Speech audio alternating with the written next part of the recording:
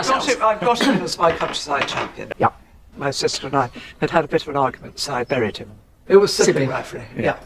Berichten zufolge haben FBI-Agenten das Privatanwesen von Königin Camilla gestürmt und dabei eine Verschwörung aufgedeckt, die die Geschichte neu schreiben könnte.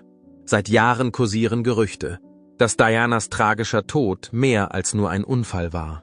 Aber jetzt, endlich, könnte die Wahrheit ans Licht kommen.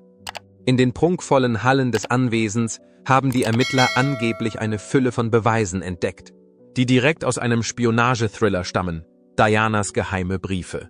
Unterirdische Tunnel voller geheimer Akten und staubbedeckte Truhen, in denen sich antiker Schmuck und kryptische verschlüsselte Dokumente befinden. Das Erschreckendste von allem, eine Sammlung alter Überwachungsfotos, die darauf hindeuten, dass die königliche Familie Diana seit Jahrzehnten verfolgt hat. Welche schrecklichen Geheimnisse hat Camilla hinter ihrer eleganten Fassade verborgen? Und könnten diese schockierenden Entdeckungen die britische Monarchie endgültig in die Knie zwingen? Während die Welt den Atem anhält, stellt sich eine große Frage. Wird Diana endlich Gerechtigkeit widerfahren? Bleiben Sie dran, wenn wir in das Geheimnis eintauchen, das die Nation fassungslos gemacht hat. Verborgene Kammern und Dianas geheime Briefe. Ein kühler Abend in der englischen Provinz nahm eine unerwartete Wendung, als Ermittler des Federal Bureau of Investigation in der Privatresidenz von Königin Camilla auftauchten. Die Scheinwerfer ihres schwarzen Geländewagens konnten den dichten Nebel durchdringen, der häufig die Landschaft des Vereinigten Königreichs verschlingt, als sie die lange Einfahrt des Ray Mill House hinauffuhren. Andererseits waren sie nicht zum Plaudern da. Mit Durchsuchungsbefehlen bewaffnet und mit entschlossenen Gesichtern marschierten sie direkt zur großen Eingangstür von Camillas privatem Rückzugsort aus dem Trubel des Buckingham Palace. Als er die Tür öffnete, war der Butler überrascht, und sein Gesicht schien völlig farblos zu sein. Die Anwesenheit amerikanischer Agenten in einer königlichen Residenz ist ein schockierender Vorfall. Er hatte seine gesamte Laufbahn in diesem Haus verbracht und war noch nie Zeuge von etwas gewesen, das auch nur annähernd mit diesem Ereignis vergleichbar war. Ohne ein einziges Wort zu sagen, trat er zur Seite und ließ sie in die prächtige, mit Marmor gepflasterte Eingangshalle mit ihren schimmernden Kronleuchtern eintreten. Die Durchsuchung begann wie jede andere auch. Die Agenten durchsuchten die Schubladen, schauten hinter die Kunstwerke und untersuchten die luxuriösen Einrichtungsgegenstände. Dies war die Art von Pracht, die man in einer königlichen Residenz erwarten würde, und auf den ersten Blick schien alles in Ordnung zu sein. Einem Agenten fiel jedoch etwas im Arbeitszimmer auf, das seine Aufmerksamkeit erregte. Ein Bücherregal, das nicht ganz flach an der Wand stand. Seine Neugierde veranlasste ihn, an einem der Bände zu ziehen. Die Stille wurde durch ein leises Quietschen unterbrochen. Die Gruppe bemühte sich, auf das Regal zu drücken, und mit einem tiefen Stöhnen schwang es langsam auf und gab einen Gang frei, der dem Blick verborgen war. Im Inneren befand sich eine kleine Kammer, die eiskalt und staubbedeckt war und seit Jahren unberührt geblieben zu sein schien. Der Raum war mit einer Sammlung alter Briefe, Holztruhen und kleinen verschlossenen Kisten übersät. Doch die große Überraschung kam, als die Agenten sahen, dass der Name Prinzessin Diana in einer Reihe von Dokumenten hingekritzelt war. Insgesamt handelt es sich um 35 Briefe, von denen 32 auf das Konto von Prinzessin Diana gehen. Diese Briefe wurden in den Jahren 1995 und 1996 geschrieben. Briefe wie dieser waren nicht wie alle anderen. Einige von ihnen waren nur wenige Wochen vor ihrem unglücklichen Unfall in Paris geschrieben worden. Die Handschrift wirkte eilig, ja verzweifelt. Die Agenten behandelten die Dokumente mit Vorsicht, da sie wussten, dass sie Hinweise auf lange verschollene königliche Geheimnisse enthalten könnten. Außerdem entdeckten sie unter den Dokumenten noch etwas anderes, nämlich Schmuck, der zu keiner bekannten königlichen Sammlung gehörte. Es schien, als ob einige der Gegenstände alte Erbstücke waren, die vor vielen Jahren verlegt worden waren. Bei den anderen handelte es sich offenbar um Geschenke einflussreicher Personen, deren Verbindungen zur königlichen Familie der Öffentlichkeit nie offenbart worden waren. Der beunruhigendste Fund war jedoch in einer Ecke des verborgenen Raums versteckt, hinter einem alten, baufälligen Teppich. Nachdem ein Agent auf etwas Festes gestoßen war, riss er den Teppich weg und entdeckte darunter einen Metallgriff. Er setzte seine Kraft ein, und mit einem lauten Stöhnen öffnete sich eine Falltür, die einen völlig dunklen und tiefen Tunnel freigab. Trotz seines hohen Alters war der Tunnel bemerkenswert gut erhalten. Nachdem einige Zeit vergangen war, stellten Spezialisten fest, dass er zeitgenössische Verstärkungen und sogar ein grundlegendes Belüftungssystem hatte, was darauf hindeutet, dass ihn jemand instand gehalten hatte. Historiker aus dem Vereinigten Königreich wissen, dass viele königliche Anwesen ursprünglich über Fluchttunnel verfügten. Die meisten dieser Tunnel wurden jedoch vor einigen Jahrzehnten stillgelegt.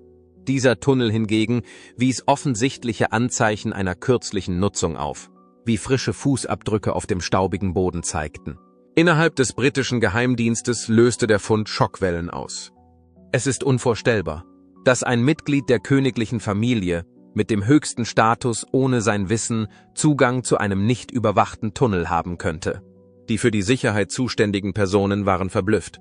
Wie viele andere Tunnel waren unter den königlichen Ländereien verborgen? Wenn es diesen einen gab? Viel wichtiger ist die Frage, wohin er führte. Das Federal Bureau of Investigation hatte versehentlich etwas entdeckt, das weitaus bedeutender war, als sie erwartet hatten, und eines war klar: dies war erst der Anfang. Es gibt eine Falltür, die in die Vergangenheit führt, die sich öffnet, wenn Geheimnisse unter dem königlichen Anwesen enthüllt werden. Wer weiß, welche düsteren Geheimnisse sich unter dem Haus von Königin Camilla verbergen. Geheime Tunnel, Akten und die Verbindung zu Dianas Tod. Als sie den dunklen Korridor entdeckten, nahmen die Nachforschungen über die königliche Familie eine interessante und unerwartete Wendung. Die Geheimnistuerei um eine der brisantesten königlichen Untersuchungen der Weltgeschichte nahm plötzlich zu. Als sie in das unterirdische Röhrensystem eintauchten, konnten die Taschenlampen der Agenten die abgestandene und feuchte Luft durchdringen.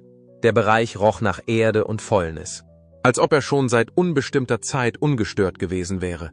Nachdem sie einen Hilferuf abgesetzt hatten, erkannte die Mannschaft, dass sie eine bedeutende Entdeckung gemacht hatte. Hinter diesen Tunneln verbargen sich mehr als nur historische Fluchtwege. Sie waren mit großer Sorgfalt verborgen worden und wurden gezielt vor der Bevölkerung verborgen. Durch den kleinen Gang, der tief unter dem Anwesen verlief, passte nur eine Person. Er war kaum groß genug, damit eine Person hindurchgehen konnte. Die Wände waren mit seltsamen Symbolen bedeckt, darunter Zeichen, die keiner bekannten Sprache oder einem Code entsprachen. Anhand der abgenutzten Farbe und des Steins war es offensichtlich, dass diese Tunnel schon eine ganze Weile vor Camillas Ankunft existiert hatten. Nachdem sie die scheinbar unendliche Reise unter die Erde hinter sich gebracht hatten, kamen die Agenten an einer weiteren Tür an. Es war schwer aufzubrechen, denn es war schwer, verschließbar und offensichtlich so konzipiert, dass niemand eindringen konnte. Die Entdeckung, die sie darin machten, änderte alles. Er war voll mit Hunderten von Akten, die alle sorgfältig auf Holzregalen in dem verborgenen Raum abgelegt waren. Den Agenten liefen Schauer über den Rücken, als sie die Namen darauf lasen. Politiker, Berühmtheiten und internationale Führungspersönlichkeiten hatten einflussreiche Positionen inne. Einige der Akten waren mit einem vertraulichen Stempel versehen und dann versiegelt. Welchen Grund sollte es geben, solch kritisches Material unter einer königlichen Residenz zu verstecken? Das war jedoch kaum die erschreckendste Enthüllung, die gemacht wurde. Fotografien, körnige Schwarz-Weiß-Porträts von Prinzessin Diana, Prinz Charles und den jungen Prinzen William und Harry füllten eine Wand, sodass sie vollständig mit Fotos bedeckt war. In einem anderen Bereich der Galerie waren Bilder von Royals aus verschiedenen Ländern zu sehen.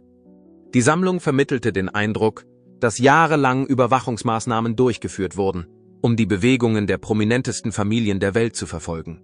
In der Ecke des Raumes befand sich eine verschließbare Metallbox. Als sie aufgebrochen wurde, kam etwas viel Schockierenderes zum Vorschein. Alte Audiokassetten, Briefe und Papiere, von denen einige in direktem Zusammenhang mit Dianas Tod zu stehen schienen.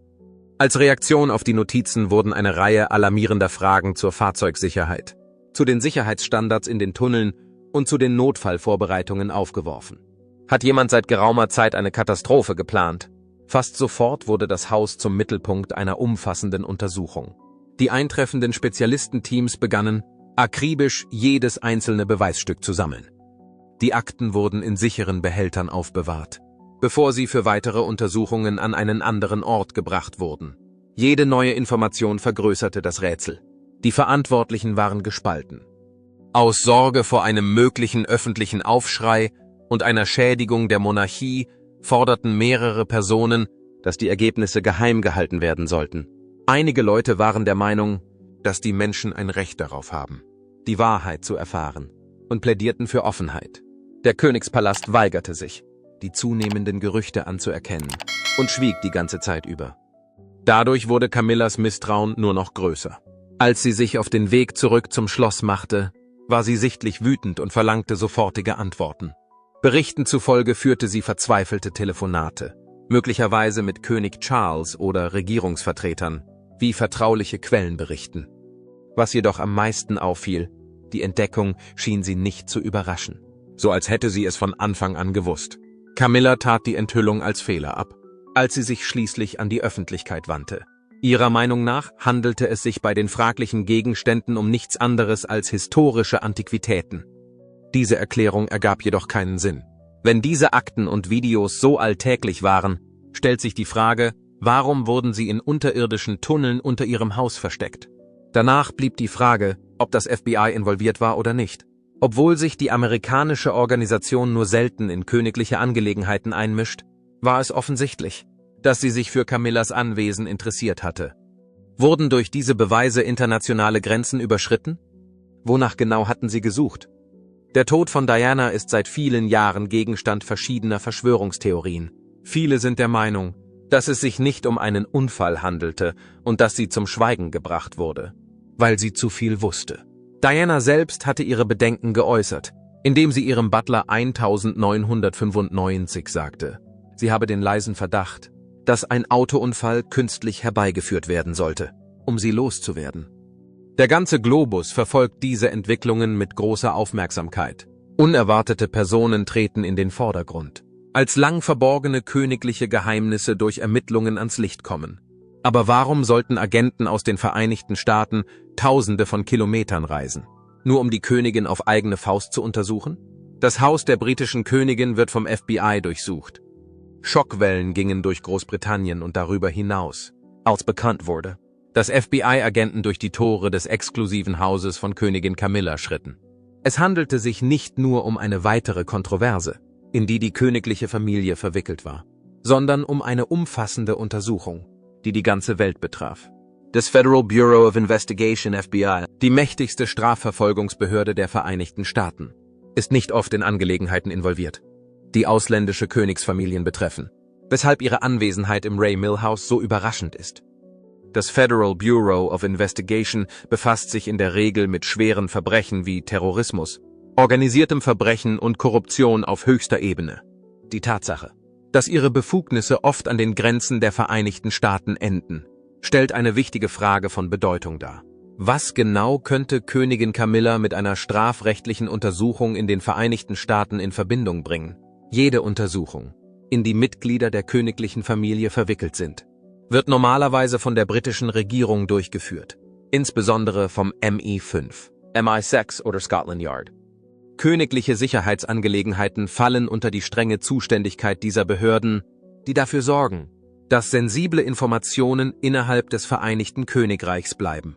Die Einschaltung des FBI hingegen zeigt, dass es etwas gibt, das bedeutend genug ist, um die seit langem geltenden diplomatischen Standards umzustoßen. Gibt es eine Theorie? Es geht um Geld. In den letzten Jahren hat die internationale Korruptionseinheit des Federal Bureau of Investigation ihren Aufgabenbereich erweitert, um verdächtige finanzielle Aktivitäten über internationale Grenzen hinweg zu verfolgen. Trusts, Stiftungen und Investitionen sind die Mittel, mit denen die britische Monarchie die Kontrolle über Milliarden von Pfund ausübt. Ein Teil der königlichen Finanzen ist für die Öffentlichkeit zugänglich, aber ein erheblicher Prozentsatz davon ist weiterhin durch besondere Ausnahmeregelungen für den Monarchen geschützt. Auch nach ihrer Heirat mit King Charles nutzte Camilla Ray Mill House weiterhin als ihr eigenes Refugium. Sie erwarb das Anwesen im Jahr 1994, 3 Jahre nach ihrer Scheidung. Im Gegensatz zu den offiziellen königlichen Wohnsitzen konnte dieses private Anwesen unabhängig von der strengen Sicherheitsüberwachung des Palastes funktionieren. Es ist möglich, dass das unerwartete Interesse des FBI auf das Vorhandensein von geheimen Papieren, Offshore-Konten oder Finanzdaten zurückzuführen ist, die an diesem Ort versteckt sind. Gibt es eine andere Perspektive? Internationale Geldwäscherei. Das Federal Bureau of Investigation (FBI) hat ein wachsames Auge auf die Gelder, die über Offshore-Steuerparadiese wie die Schweiz, die britischen Jungferninseln und die Kaimaninseln transferiert werden. Infolge der jüngsten Finanzenthüllungen wurden die Superreichen, darunter auch politische Amtsträger, wegen ihrer Fähigkeit entlarvt, Vermögenswerte zu verbergen und Steuern zu vermeiden. Sollten die Agenten in Ray Milhouse Unterlagen entdecken, die die königliche Familie mit diesen Transaktionen in Verbindung bringen, könnte dies zu einem gewaltigen juristischen und diplomatischen Sturm führen. Es besteht auch die Gefahr eines Zusammenbruchs bei der Wahrung der Sicherheit der Nation. Es besteht die Gefahr von Auslandsspionage, die von der Abteilung für Spionageabwehr des FBI untersucht wird. Durch ihre zahlreichen Treffen mit internationalen Staatsoberhäuptern, Premierministern und Geheimdienstmitarbeitern haben die Mitglieder der königlichen Familie Zugang zu Informationen, die von der Regierung als äußerst sensibel eingestuft werden. Sollte jemand innerhalb der Monarchie vertrauliches Material durchsickern lassen oder unsachgemäß damit umgehen, könnte dies der Grund sein, warum das Federal Bureau of Investigation, FBI, und nicht nur die britischen Behörden eingeschritten sind. Eine an sich schon faszinierende Zielperson ist Ray Milhouse. Im Gegensatz zum Buckingham Palace und zum Windsor Castle wird dieser Ort nicht im gleichen Maße überwacht. Das Gelände und die privaten Bereiche des Anwesens könnten für die Lagerung sensibler Materialien genutzt worden sein, die nicht von den Behörden überwacht wurden. Darüber hinaus ist der Zeitpunkt der Razzia ein wichtiger Faktor. Da die Regierungen auf der ganzen Welt die Geheimhaltung ihrer Finanzen immer strenger handhaben, sind reiche Privatpersonen gezwungen, die Methoden, die sie zur Verschleierung ihrer Besitztümer einsetzen, neu zu bewerten. Es ist möglich, dass Camillas privater Nachlass Teil einer viel größeren Untersuchung sein könnte, wenn er Beweise für verstecktes Geld, geheime Geschäfte oder Verbindungen zu weltweiten Finanzproblemen enthüllt. Eines ist jedoch unabhängig von der Ursache ganz klar. Wenn das FBI keine stichhaltigen Beweise hätte, würde es nicht die daraus resultierenden diplomatischen Verwicklungen riskieren. Die Tatsache, dass amerikanische Spione über internationale Grenzen hinweg reisen, um einen amtierenden Monarchen zu überprüfen, ist in der Geschichte der heutigen Zeit beispiellos. Während die Ermittlungen weiter voranschreiten, hüllt sich die britische Regierung weiterhin in Schweigen. Hinter jeder einzelnen FBI-Razzia verbirgt sich ein wichtiger erster Hinweis. Wer hat das königliche Schweigegebot missachtet und warum? Es gab Vertuschungen, Informanten und Informanten im Palast. Es war kein Zufall, dass das FBI die dramatische Razzia im Haus von Königin Camilla durchführte. Agenten der Bundesregierung dringen nicht einfach ohne zwingenden Grund in Königshäuser ein. Ob es nun jemand oder etwas war, sie wurden direkt zu Ray Milhouse gebracht. Derartige spektakuläre Aktionen werden von Strafverfolgungsbehörden wie dem FBI nicht auf die leichte Schulter genommen. Vor allem, wenn sie sich gegen ausländische Adlige richten. Der Grund dafür ist, dass sie jahrhundertealte königliche Geheimnisse durchbrechen. Dies wirft eine sehr wichtige Frage auf. Wer hat ihnen einen Tipp gegeben? Um absolut Vertraulichkeit zu gewährleisten, unterliegt der königliche Haushalt strengen Vereinbarungen. Jeder, vom Spitzenberater bis zum Küchenpersonal, muss rechtsverbindliche Verträge unterzeichnen, die ihn daran hindern, das, was er sieht oder hört, weiterzugeben. Wird gegen diese Vereinbarungen verstoßen, hat dies schwerwiegende rechtliche und finanzielle Folgen. Folglich muss das Risiko für den Fall, dass Informationen durchsickern, gerechtfertigt sein. Es ist sehr wahrscheinlich, dass es sich bei der Antwort um einen Insider handelt. Um jemanden, der mit den privaten Angelegenheiten der königlichen Familie vertraut ist. Die Ermittler ziehen mehrere andere Hypothesen in Betracht. Es wird vermutet, dass ein ehemaliger Mitarbeiter, der etwas Beunruhigendes beobachtet hat und sich nach seinem Ausscheiden aus dem königlichen Dienst dazu entschlossen hat, die Wahrheit zu sagen, für dieses Szenario verantwortlich ist. Ich finde das Timing faszinierend. Eine Reihe hochrangiger Mitarbeiter, darunter ein hochrangiger Finanzberater und 2 Mitglieder von Camillas Sicherheitsteam, haben in letzter Zeit ihre Ämter niedergelegt. Es besteht auch die Möglichkeit, dass Camillas Freundeskreis involviert ist. Vor ihrer Heirat mit Charles unterhielt sie enge Beziehungen zu Personen außerhalb der königlichen Familie. Auf ihren Reisen zu Ray Milhouse konnten einige dieser Personen möglicherweise intime Gespräche belauschen oder geheime Papiere lesen, da sie nicht durch die gleichen strengen Loyalitätsgelübde eingeschränkt waren, die von Palastbeamten verlangt wurden. Und dann ist da noch Prinz Harry. Infolge seiner lautstarken Kritik an der Monarchie und seines plötzlichen, Ausscheidens aus der königlichen Familie ist sein Name in Gerüchten und Vermutungen aufgetaucht. In seinem Buch »Spare« enthüllte er bisher verborgene Aspekte des königlichen Lebens. Insbesondere die Komplexität seiner Beziehung zu Camilla, die er hatte, obwohl es keine Beweise gibt, die ihn direkt mit der Untersuchung in Verbindung bringen, zeigt die Tatsache, dass er bereit ist, königliche Geheimnisse preiszugeben. Wie sehr die traditionellen Normen des Schweigens bereits durchbrochen wurden. Eine weitere mögliche Quelle, die königlichen Schutzbeamten, wird von Sicherheitsexperten ebenfalls als möglicher Ursprung genannt. Während der Zeit, in der sie angestellt sind, können diese Leibwächter verletzliche Momente im Leben der Mitglieder der königlichen Familie beobachten. Aber sie bewahren ein professionelles Auftreten und wahren ihre Diskretion. Seitdem haben mehrere von ihnen begonnen, für private Sicherheitsunternehmen oder Beratungsorganisationen zu arbeiten. War es einer von ihnen, der die Entscheidung getroffen hat, sein Wissen preiszugeben? Eine andere Möglichkeit, ein digitales Leck. In den letzten Jahren wurden Bedenken hinsichtlich der Cybersicherheit des Königshauses laut. Laut Behauptungen aus der Cybersicherheitscommunity gab es im Jahr 2022 zahlreiche Einbrüche in die E-Mail-Systeme des Palastes, die auf verdeckte Weise durchgeführt wurden. Es ist möglich, dass die vertraulichen Kommunikations- oder Finanzdokumente, die durchgesickert sind, den Ermittlern den Beweis geliefert haben, den sie brauchten, um Maßnahmen zu ergreifen. Der rechtliche Aspekt ist ein weiterer Aspekt. Anwälte, die sich mit königlichen Nachlässen, Treuhandgesellschaften und Finanzangelegenheiten befassen, haben Zugang zu einigen der am strengsten gehüteten Geheimnisse, die die Monarchie zu bieten hat. Der größte Teil ihrer Arbeit ist durch das Anwaltsgeheimnis geschützt. Dennoch sind sie aufgrund spezifischer ethischer und rechtlicher Anforderungen, die mit ihrem Beruf verbunden sind, verpflichtet, Finanzdelikte offenzulegen.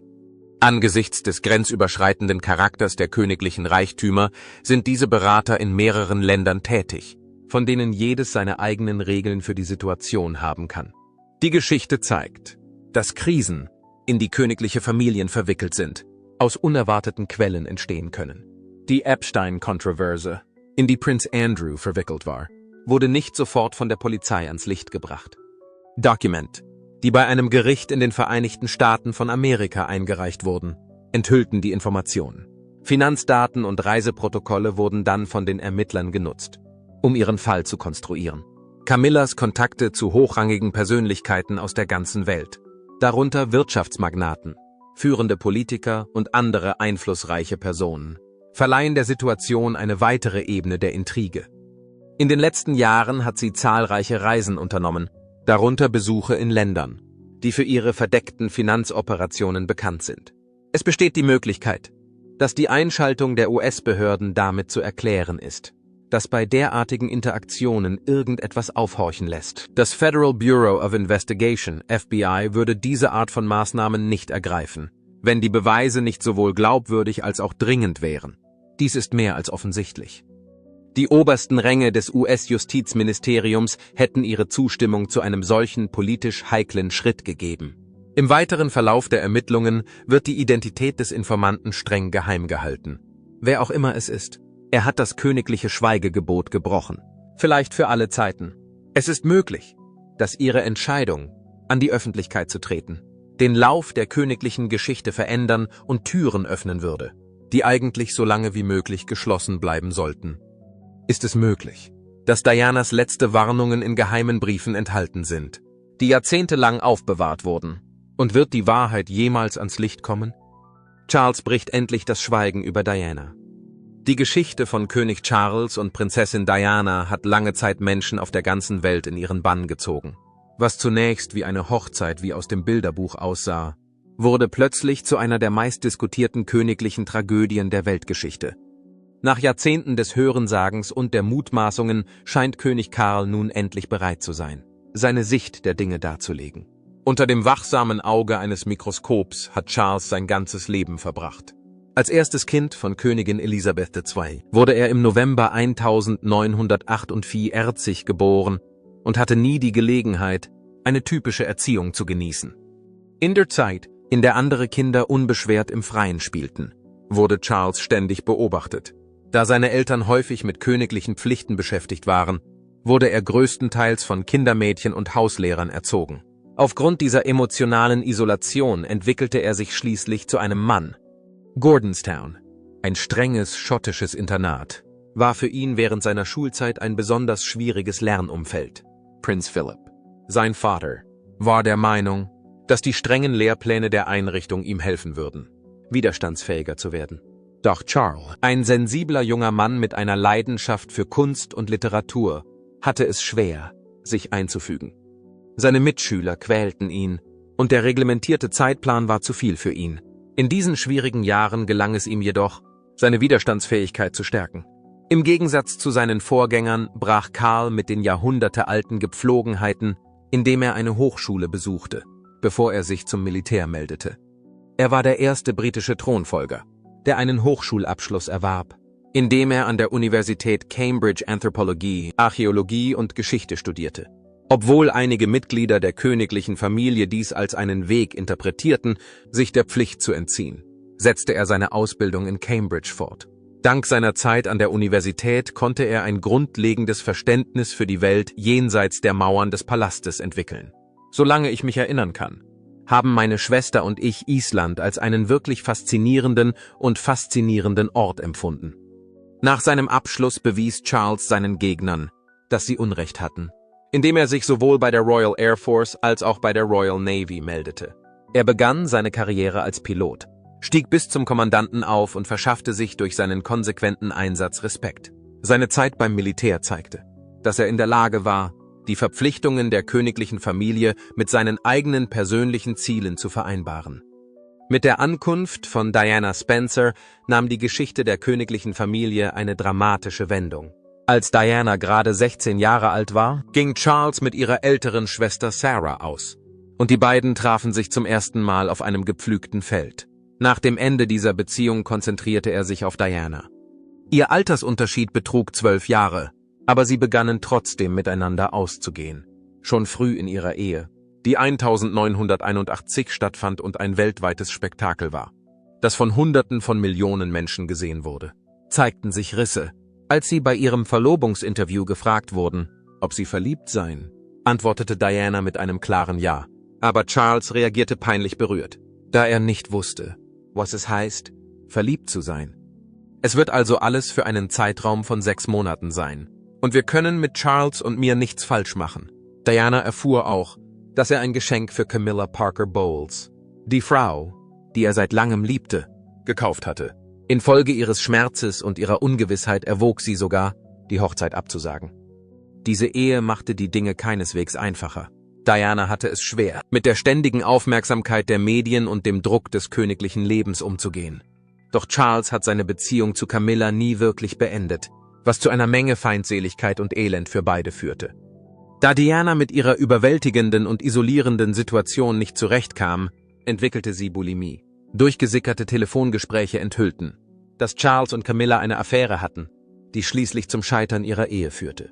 Während Diana der Welt öffentlich mitteilte, dass wir in dieser Ehe zu dritt waren, gab Charles schließlich zu, an der Affäre beteiligt gewesen zu sein. Das Paar ließ sich 1996 scheiden, nachdem es sich 1992 getrennt hatte. Die Arbeit für wohltätige Zwecke gab Diana trotz der Herausforderungen, mit denen sie konfrontiert war, ein Gefühl der Sinnhaftigkeit. Durch ihre persönlichen Beziehungen zu AIDS-Patienten, Landminenopfern und kranken Kindern brach sie mit den königlichen Traditionen. Aufgrund ihrer Freundlichkeit und Herzlichkeit wurde sie als Prinzessin des Volkes bekannt, was dazu beitrug, dass die königliche Familie in der ganzen Welt anders gesehen wurde. Die erschütternde Nachricht von ihrem Tod im Jahr 1997 schockierte die ganze Welt. Aber ihr Vermächtnis wird von ihren Söhnen, den Prinzen William und Harry, weitergeführt, die ihre Bemühungen im Bereich der Humanität fortsetzen. Nun, da König Charles sich anschickt, seinen Standpunkt darzulegen, werden die Worte, die er sagen wird, einer Geschichte, die die Menschen auf der ganzen Welt seit geraumer Zeit in ihren Bann gezogen hat, eine neue Dimension verleihen. Das Vermächtnis seiner Vergangenheit, die von Liebe, Trauer und Kontroversen geprägt war, wird auch weiterhin ein prägendes Kapitel in der Geschichte der königlichen Familie sein. Unabhängig davon, was er sagen wird, gibt es noch weitere Geheimnisse, die unter dem Schloss begraben sein könnten, wenn man bedenkt, dass es versteckte Tunnel, geheime Botschaften und erschreckende königliche Entdeckungen gibt? Wenn diese Entdeckungen nur der Anfang sind, gibt es dann noch etwas, das die königliche Familie möglicherweise verbergen könnte? Kampf gegen den Krebs. Es waren Monate vergangen, seit die Welt von seiner Krebsdiagnose erfahren hatte. Mit seinen 76 Jahren hatte er Kriege, Skandale und den ständigen Wechsel der öffentlichen Meinung erlebt. Aber nichts hatte ihn so sehr auf die Probe gestellt wie dies. Die Krankheit hatte ihn gezwungen, langsamer zu werden, sich von dem unerbittlichen Tempo des königlichen Lebens zurückzuziehen. Aber sie hatte seinen Geist nicht gebrochen. Sein kürzlicher Krankenhausaufenthalt hatte Besorgnis ausgelöst, Flüstern auf den Palastfluren und Schlagzeilen, die über seine Zukunft spekulierten. Würde er abdanken? Würde die Krone, die erst kürzlich auf sein Haupt gesetzt wurde, bald auf dem von Prinz William ruhen? Doch diejenigen, die ihm am nächsten standen, kannten die Wahrheit, König Charles war niemand, der leicht aufgibt. Als er wieder ins Licht der Öffentlichkeit trat, begrüßte er die Menschen, die sich zur Amtseinführung in Windsor versammelt hatten, mit ruhiger Würde. Unter ihnen waren Nationalhelden, Künstler und Sportler, die alle darauf warteten, vom Monarchen geehrt zu werden. Sein Lächeln, obwohl dünner als zuvor, war echt. Doch hinter seinen Augen blieb die Last seines privaten Kampfes. Die Behandlungen waren zermürbend gewesen und hatten ihn auf eine Weise erschöpft, die er nie gekannt hatte. Seine einst unerschütterlichen Hände hatten leicht gezittert, als er Dokumente unterzeichnete. Doch als er Medaillen anheftete und Hände schüttelte, tat er, was er immer getan hatte. Er erfüllte seine Pflicht, unbeirrt in seiner Rolle als König. Königin Camilla, seine treue Gefährtin in den Jahrzehnten der Skandale und der Hingabe, stand ihm bei, wie sie es immer getan hatte.